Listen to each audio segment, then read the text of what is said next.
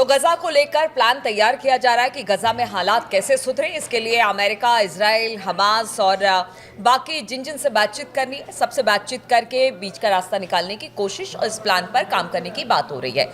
लेकिन वहीं दूसरी तरफ बार बार ये कहा जा रहा है कि सब तो तैयार हैं, लेकिन जिसको तैयार होना है यानी हमास, वो मानने को तैयार नहीं है। अब तो देखिए एक बड़ा हमला हमास ने कर दिया है। ये हमला कहां पर हुआ है, कैसे हुआ है, बातचीत करने के लिए मयंक है मेरे साथ जुड़ गए हैं। मयंक, सिर्फ बात हो रही है कि चलिए गजा में हालात ठीक हो जाएंगे, लेकिन हमास को लेकर बार बार ये कहा जा रहा है कि हमास इस समझौते के लिए राजी नहीं है और अब तो एक बड़ा हमला हुआ है हमास की तरफ से। कहां पर यह हमला किया गया? देखिए, सीज फायर की बातचीत के बीच बड़ी खबर है, हमास की तरफ से गजा से 5 रॉकेट्स फायर किए गए हैं इजराइल पर और ये रॉकेट्स बीती रात फायर किए गए हैं। बीती रात को ये हमला हुआ है और बताया जा रहा है कि इसमें जैसे ये रॉकेट्स फायर हुए सबके सब इजराइल की सीमा के अंदर दाखिल हुए। उसके बाद सायरन बजने लगे और एक बार फिर इजराइल में पैनिक का माहौल था, बिल्कुल वैसा ही जैसा कि मिसाइल अटैक के दौरान हमने देखा था। ईरान से जब मिसाइल अटैक हो रहे थे उस दौरान जिस तरह के सायरन बज रहे थे, ऐसे ही सायरन एक बार फिर कल इजराइल में बजे और हमास की तरफ से ये 5 रॉकेट्स फायर किए गए। उसके बाद आयरन डोम सिस्टम एक्टिवेट हुआ और उसने इन रॉकेट्स को इंटरसेप्ट करने की कोशिश की। इसमें से कितने रॉकेट्स को आयरन डोम रोक पाया है, कितने रॉकेट्स गिरे हैं, इसको लेकर अभी कोई कंफर्मेशन नहीं है, ना ही इस बारे में अभी कोई जानकारी आई है कि इससे इजराइल को कितना नुकसान हुआ है। देखिए, हम फिर से कहेंगे, इजराइल से जो नुकसान की खबरें हैं वो 1-2 दिन बाद निकल के आती हैं, लेकिन ये बात कंफर्म की है इजराइल की आर्मी की तरफ से, ये बात कंफर्म की गई है कि 5 रॉकेट्स जो है वो बीती रात एक साथ हमास की तरफ से फायर किए गए। देखिए, लक्षित इलाका है इजराइल का, यहां पे ये रॉकेट्स फायर किए गए जो अलग अलग एरियाज में फायर किए गए थे। अब ये हमला इंपॉर्टेंट क्यों है? देखिए, ये एक बड़ा मैसेज था। एक तरफ तो जहां बात हो रही है कि सीज फायर की बात हो रही है, हमास से आर्म्स सरेंडर करवाने की बात हो रही है, कहा जा रहा है कि हमास का अब गजा में कोई रोल नहीं रहेगा, हमास को पूरी तरह से बाहर कर दिया जाएगा। इस बीच जब ट्रंप ने एक प्रकार का टाइम लिमिट दे दी है कि अगले 3 से 4 दिन के अंदर हमास को फैसला करना होगा इस डील को लेकर, जो प्रोग्राम उन्होंने रखा है, इस बातचीत के बीच में हमास की तरफ से बड़ा हमला इजराइल पे करना, ये एक मैसेज है। मैसेज है कि साहब हम डरेंगे नहीं, हम दबेंगे नहीं। इस तरह का प्लान के साथ हम तैयारी, जैसे खबर भी लगातार निकलकर सामने आ रही थी कि हमास से बातचीत ही नहीं हुई है या हमास इस बातचीत के लिए तैयार ही नहीं है, उस प्लान पर रजामंदी ही नहीं है उसकी। तो इसी को बिल्कुल लेकर ये ठीक कहा हमला, आपने। हाँ, ये जो हमला है ये इसी बात का संदेश है कि हमास अभी जो है वो इस सीज फायर के प्रस्ताव के लिए राजी नहीं है। देखिए, पूरी अरब कंट्रीज इस प्रस्ताव पर राजी हैं। कतर की तरफ से लगातार कोशिश हो रही है कि किसी तरह हमास को राजी किया जाए। इसको लेके तमाम खबरें आ रही हैं। कतर के प्रधानमंत्री की तरफ से भी बयान आया कि कुछ 3 शर्तें हैं जिनको लेकर थोड़ा सा जो है विवाद है और कोशिश हो रही है हमास मान ले। लेकिन अब देखिए, ये जो 3 चीज़ें हैं, हमने अपने पिछले वीडियो में भी बताया था कि इस पूरा जो 20 पॉइंट जो रखे हैं ट्रंप एडमिनिस्ट्रेशन ने, जिसके लिए अब इजराइल राजी है, उसमें 3 बातें ऐसी हैं, 3 पॉइंट ऐसे हैं जिसको लेकर हमास की तरफ से सवाल उठाए जा रहे हैं। देखिए, इसमें कहा गया है, इस डील में इसमें कहा गया है कि 72 घंटे के अंदर जो है, जैसी डील हो जाएगी, सीज फायर होगा, 72 घंटे के अंदर जितने बंधक हैं, चाहे जिंदा हो या डेड हो, उनकी डेड बॉडीज और बंधक हैं, ये फौरन रिलीज किए जाएंगे। बात नंबर 1। बात नंबर 2 कही गई है, सभी बंधकों की वापसी के बाद जो हमास के मेंबर्स हैं वो सब हथियार छोड़ दें, आर्म सरेंडर कर दें, जो सरेंडर करेगा उन्हें माफ कर दिया जाएगा। ये वो सबसे बड़ी शर्त है जिस पे हमास राजी नहीं है। हमास का कहना ऐसा है कि अगर हमने हथियार छोड़ दिए, उसके बाद फिलिस्तीनियों की रक्षा की गारंटी, सुरक्षा की गारंटी कौन देगा? ये सवाल बार बार हमास की तरफ से उठाया जा रहा है। तीसरा बड़ा पॉइंट है, गाजा एक अस्थायी, गाजा में जो एडमिनिस्ट्रेशन है वो एक गैर राजनीतिक फिलिस्तीनी समिति चलाएगी जिसकी निगरानी अंतर्राष्ट्रीय बोर्ड ऑफ पीस करेगा और इसका नेतृत्व खुद डोनाल्ड ट्रंप करेंगे। यानी कि एक बोर्ड बनाया जाएगा, एक कमेटी होगी फिलिस्तीनियों की जिस पे निगरानी, एक बोर्ड रहेगा जिसके अध्यक्ष जो है, जिसके ऊपर कंट्रोल जो है वो डोनाल्ड ट्रंप उस पर निगरानी रखेंगे और इसके साथ ही टोनी ब्लेयर भी उसके सदस्य होंगे जो ब्रिटेन के पूर्व प्रधानमंत्री हैं। इस शर्त को लेकर भी हमास जो है वो राजी नहीं है। इसके अलावा एक जो बड़ी बात यह है कि हमास और बाकी का कोई भी रेबेलियन गुट जो है वो हमास जो है उसके सदस्य जो है गजा में एडमिनिस्ट्रेशन में किसी भी रूप में शामिल नहीं होंगे। इसको लेकर भी हमास तैयार नहीं है। हमास का कहना ऐसा है कि साहब एडमिनिस्ट्रेशन में अगर हमारा हिस्सा नहीं होगा, भागीदारी नहीं होगी, तो इस सूरत में फिलिस्तीनियों के साथ न्याय हो रहा है, जस्टिस हो रहा है, इसकी गारंटी कौन देगा? इसके अलावा एक अगली और बात है कि अमेरिका, अरब कंट्रीज, अमेरिका और कुछ और देश मिलके एक ISF, अंतर्राष्ट्रीय स्थिरीकरण बल, यानी इंटरनेशनल स्टेबलाइजेशन फोर्स बनाएंगे।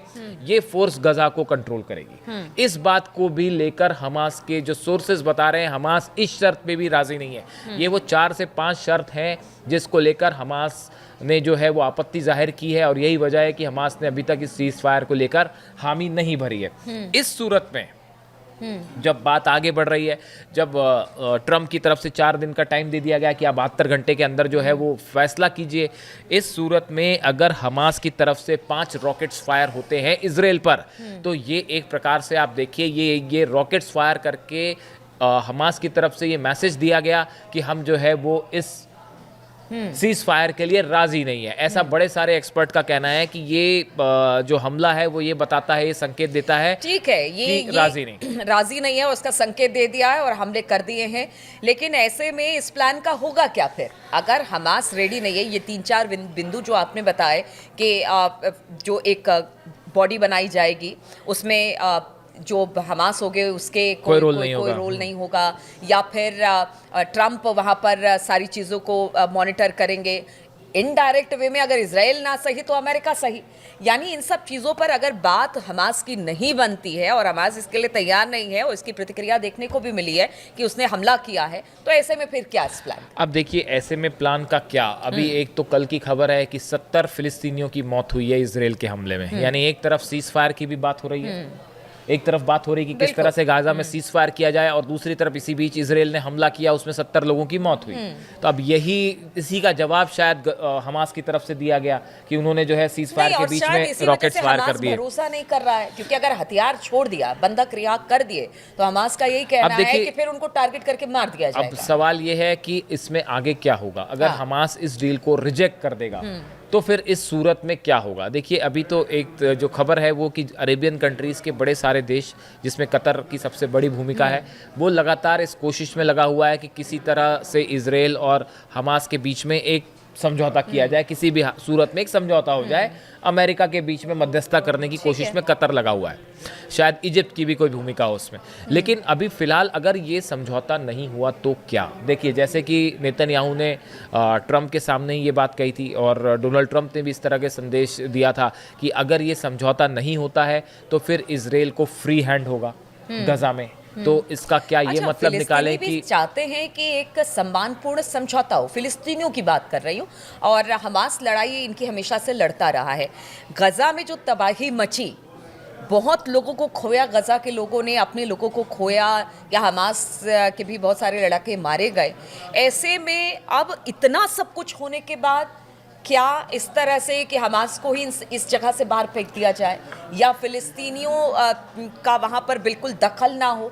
क्या देखिए अब हाँ, देखिए इतनी लंबी लड़ाई के बाद भी पूरे गजा में इतना ज़्यादा बम्बार्डमेंट हुआ, गजा सिटी में इतनी ज़्यादा बमबारी हुई, उसके बाद भी फिलिस्तीनी अपनी ज़मीन छोड़ने के लिए राज़ी नहीं है। वो अपनी मदरलैंड छोड़ने के लिए राज़ी नहीं है। उनका कहना है कि हम यहीं के रहने वाले हैं, हम यहाँ से छोड़ के कहाँ जाएं। तो देखिए फिलिस्तीनी जो है वो उन्होंने एक प्रकार से आप देखें तो अपनी ज़मीन की लड़ाई लड़ी है, वो उसे लंबी लड़ाई लड़ी है, और वो तमाम हमलों के बावजूद उसको छोड़ने को राज़ी नहीं है। और इसीलिए अब ये स्थिति आ गई है कि एक सीज फायर का प्लान आया। अगर वो छोड़ के चले गए होते, अगर फिलिस्तीनी छोड़ के चले हो गए तो शायद बात ही खत्म हो जाती, लेकिन उन्होंने अपनी जंग लड़ी, वो वहां पे बने रहे, और इस सूरत में अब एक सीज फायर वाली बात सामने। लेकिन अब सवाल ये है कि ये जो प्रस्ताव है, असल में इस प्रस्ताव का एग्जीक्यूशन जो है वो बिल्कुल आसान नहीं है। पहली बात तो आप देखिए हमास इस पे राजी होता कि नहीं होता।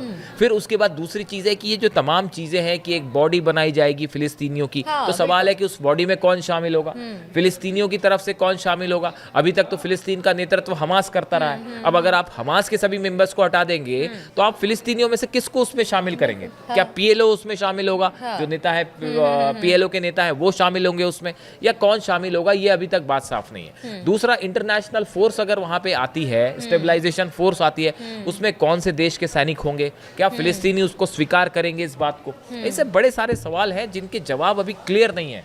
और अभी तो सबसे पहली अर्ली स्टेज पे अटकी हुई है कि क्या दोनों पक्ष इसके लिए राजी हैं, क्या हमास इसके लिए राजी हो जाएगा। अभी देखिए इस पूरे मैटर पे हम बार बार कह रहे हैं कि ईरान की तरफ से कोई रुख सामने नहीं आया। बिल्कुल, ये हाँ। बेहद अहम है। ईरान, देखिए जब तक ईरान की तरफ से कोई रुख सामने नहीं आएगा तब तक आप देखेंगे कि शायद हमास की तरफ से भी कोई डिसीजन ना लिया जाए। बिल्कुल। ये अपने आप पे एक बड़ा पॉइंट है। उसके अलावा जो दूसरी चीज़ें हैं कि जैसे आर्म सरेंडर करना, हमास जिस बात को लेके सबसे ज़्यादा रिलेक्टेंट है, देखिए यही सिचुएशन लेबनान में हिजबुल्लाह के साथ में थी। हाँ। अमेरिका की तरफ से कोशिश हुई, इजराइल की तरफ से कोशिश हुई कि भाई हिजबुल्लाह अपने आर्म सरेंडर कर दे, बिल्कुल, हथियार और त्याग। जैसे ही वहाँ की सरकार ने संसद में प्रस्ताव पास किया, सड़कों पर हजारों लोग जो है लेबनान की सड़कों पर उतर आए। और हमने देखा कि लारिजानी जो एडवाइज़र हैं अली खामेनी साहब के, वो फौरन बेरूत पहुंचे, वहाँ पे उन्होंने मुलाकात की, कई सारे हिजबुल्लाह के नेताओं से मुलाकात हुई, और उसके बाद ये आर्म सरेंडर वाली बात पीछे हो गई। और हिजबुल्लाह आर्म्स छोड़ने के लिए राजी नहीं है। उनका कहना ऐसा है कि उसके बाद इजराइल से सुरक्षा की गारंटी कौन देगा। अब यही बात हमास भी कह रहा है, यही बात फिलिस्तीनी भी कह रहे हैं कि अगर हमने हथियार छोड़ दिए तो फिर हमारी रक्षा कौन करेगा, हमारी हिफाजत की गारंटी कौन देगा। ये वो पॉइंट है जहां पे आके ये सीज फायर कोलैप्स होता दिख रहा है। और चूंकि इजराइल के हमले जारी हैं, इसीलिए उसी का एक प्रकार का जवाब आया कि हमास की तरफ से 5 रॉकेट्स फायर किए गए हैं और हालात एकदम तनावपूर्ण है। ऐसे हालात में जहां पे ट्रस्ट बिल्डिंग मेजर्स नहीं है, ऐसे में किसी समझौते तक पहुंचना और सीज फायर का ऐलान करना अपने आप में बहुत मुश्किल दिखता है। बिल्कुल। तो गजा के प्लान को लेकर बिग क्वेश्चन मार्क इस वक्त दिखाई दे रहा है, और यही वजह है कि इजराइल हमला कर रहा है, तो हमास ने भी एक बड़ा हमला किया है इजराइल के ऊपर। अब ये जो गजा प्लान है एग्जीक्यूट कैसे होगा, किस तरह से इंप्लीमेंट इसका किया जाना है, किस तरह से होगा, क्या बात बनेगी, हमास मानेगा, क्या बंधकों को छोड़ा जाएगा या फिर हमास अपने हथियार छोड़ेगा, बहुत सारी बातें हैं जो कि अभी तो फिलहाल दूर की कौड़ी ही लग रही है कि ये होने वाला है। लेकिन देखना होगा, इंतजार होगा, क्योंकि गजा में शांति की मांग लगातार उठ रही है। सभी ये चाहते हैं कि जो वहाँ के लोग हैं, फिलिस्तीनी हैं, वो अमन शांति के साथ रहे, इसलिए इस प्लान पर काम किया जा रहा है। लेकिन स्थिति परिस्थिति तो अभी ऐसी नहीं लग रही है कि गजा में शांति हो पाएगी। चलिए, इस खबर के साथ हमारी जो चर्चा है वो खत्म होती है। आप अपना कमेंट जरूर दें। फिलहाल बहुत बहुत शुक्रिया हमारे साथ इस चर्चा में शामिल होने के लिए।